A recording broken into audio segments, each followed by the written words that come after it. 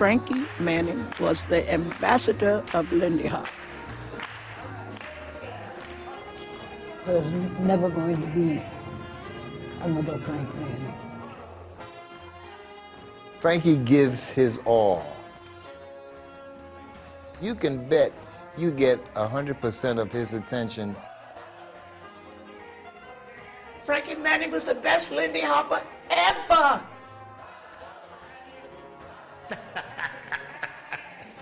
And it has been a real fascinating, very wonderful life.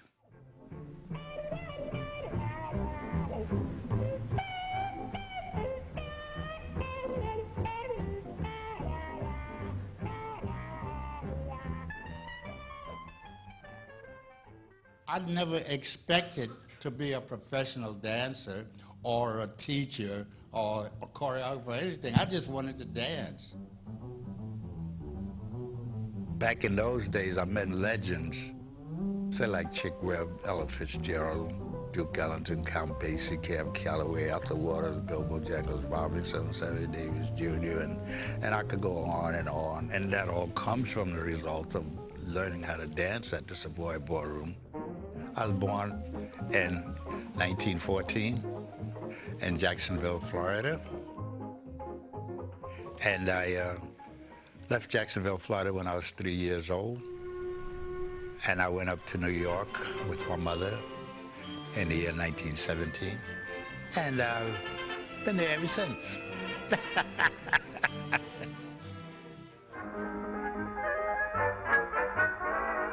My mother was she was a wonderful dancer, you know. And my mother used to like to go to rent parties. And then they have one of these boogie-woogie piano players, and I'd watch them sisters and brothers out there dancing. And my mama, she used to get out there, boy, she would go to town, Jim. Man, you ain't seen the boogie till you seen my mama do a boogie. I'll be back at the door trying to imitate what I see them do. So I went home and I took my record player and I started playing the record, and I'd get in my room and I'd take a broom or a chair, and I'd dance with this broom or chair, you know, trying to get down, you know. So, and I'd be making all this noise. My mom would say, "Hey, Frankie, what you doing?" I had a lot of little setbacks, you know, like at the beginning when I was starting to dance and all that. You know, if you have a desire to do something, you're gonna say, "Okay, I did that wrong, but then I'm gonna find out how to do it right." Dancing was just a way of life. The first time I went to Savoy was 1932. To me, it was like arriving in heaven.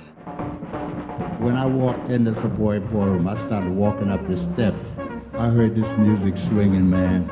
And the floor was packed, and seeing all those people out there dancing, it's just feel the music just seeping into your body and makes you just want to move and groove.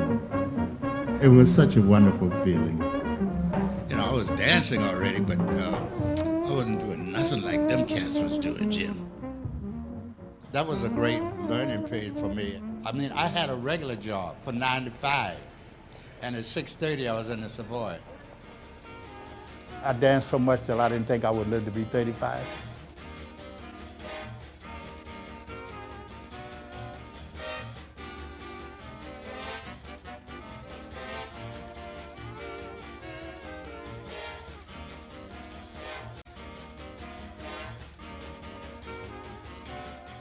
Shorty Snowden was my idol, and there was another one, Leroy Stretch Jones.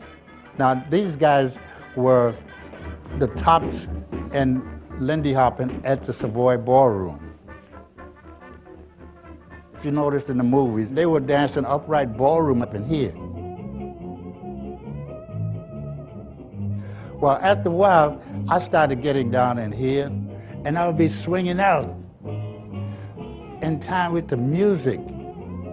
And the music is what kind of maybe fashioned my style of dancing, because the music was swinging, and I wanted to be swinging.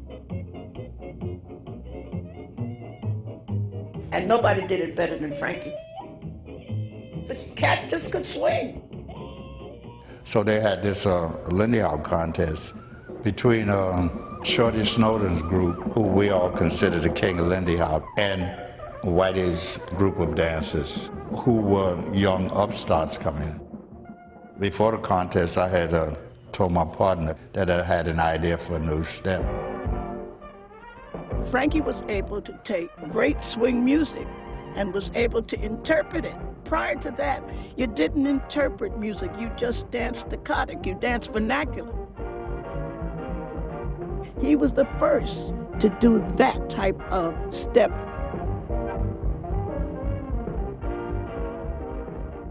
When I did the air step, the whole place just erupted. They just came out of that and said, did he just bring over his head? They didn't know if they had seen what they saw. Frankie went from the top amateur on the dance floor to the top professional dancer in Lindy Hop. Herbert White, who was our instructor, his idea was to spread the dance around the world. It didn't matter whether it was white, black, green, yellow, didn't matter as long as you could dance. But that was the idea, was to get everybody involved in the dance. Whitey was looking for a new generation of dancers. Here's Frankie, he's phenomenal.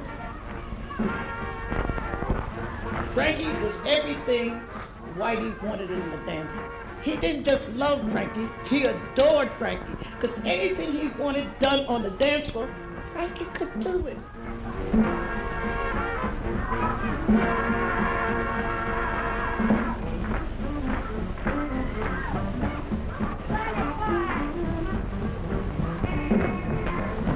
And then we had Ellis Pop. We had this contract to do this movie. So what I did, I choreographed the routine while in New York, because I had been out of California and made a couple of movies before that. So when we got to California, Nick Castle, who was the musical director, he came on the set.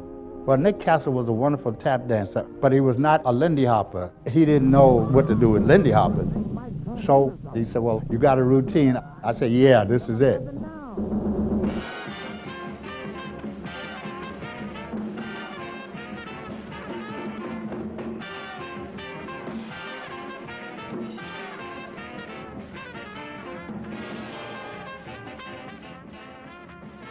He said, oh yeah, that's good, keep that in.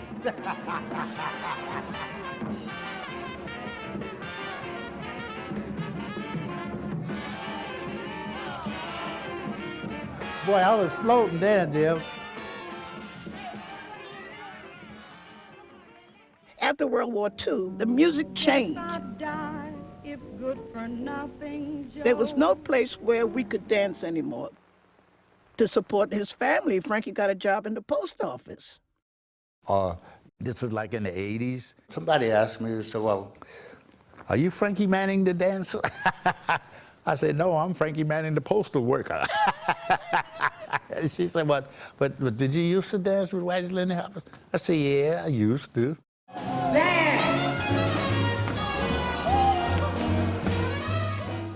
He became the best teacher in the world.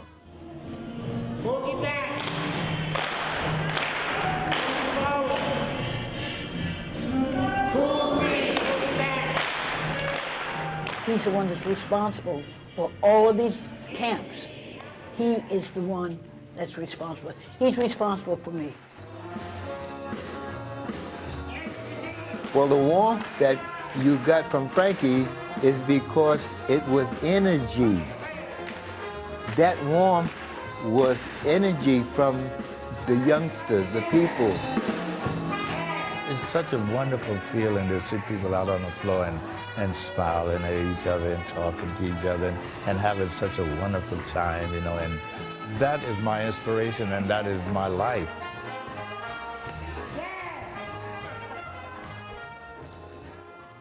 I just want to, you know, I just wish everybody in the world could just do it. You know?